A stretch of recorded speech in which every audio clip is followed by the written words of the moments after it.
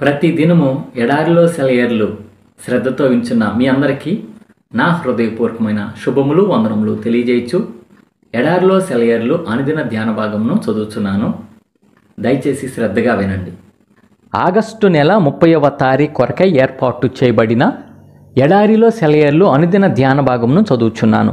వాక్య భాగము: ఓడలెక్కి సముద్ర ప్రయాణం చేయువారు, మహాజలముల మీద సంచరించుచు వ్యాపారము చేయువారు యెహోవా కార్యములను, సముద్రములో ఆయన చేయు అద్భుతములను చూచిరి. 107వ సంకీర్తన 23-24 చరణాలు.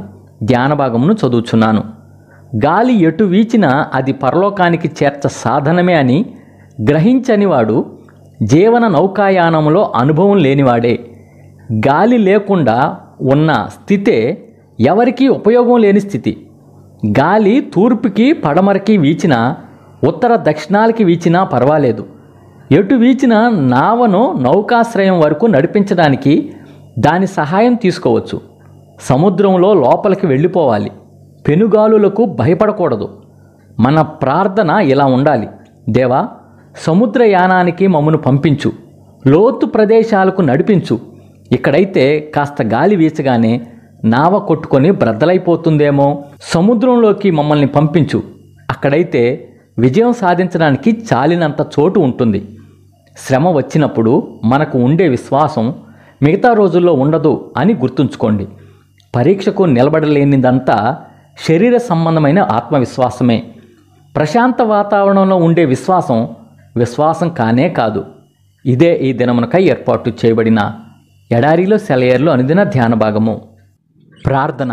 పరిశుద్ధుడా, ప్రేమ కలిగిన తండ్రి, రాజులకు రాజా, ప్రభులకు ప్రభువా, మాకిచ్చిన మరి యొక్క నూతన దినాన్ని బట్టి, నూతన వర్తమానం బట్టి వందనములు స్తోత్రము చెల్లించుకుంటూ ప్రభువా, మా యొక్క విశ్వాస జీవితంలో మేము ఎప్పుడు కూడా ప్రభువా లోతైన విశ్వాస జీవితంలోకి వెళ్ళటానికి సహాయం చేయండి అయ్యా.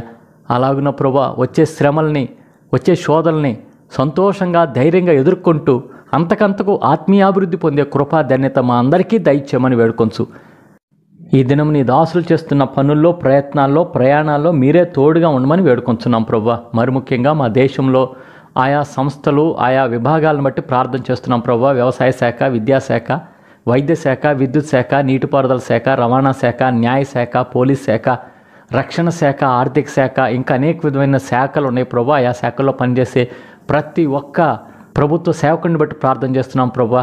దీవించి మంచి ఆరోగ్యాలు దయచేసి వారికి అప్పగించబడిన బాధ్యతలు నీతిగా, నిజాయితీగా, నమ్మకంగా చేయడానికి సహాయం చేయమని వేడుకొంచు. మరొకసారి మా దేశాన్ని బట్టి ప్రార్థన చేస్తున్నాం ప్రభు. మా దేశాన్ని, మా రాష్ట్రాన్ని, మా జిల్లాని, మా గ్రామాన్ని దీవించి మా దేశంలో శాంతి భద్రతలు నెలకొల్పడానికి సహాయం చేయమని వేడుకొంచు.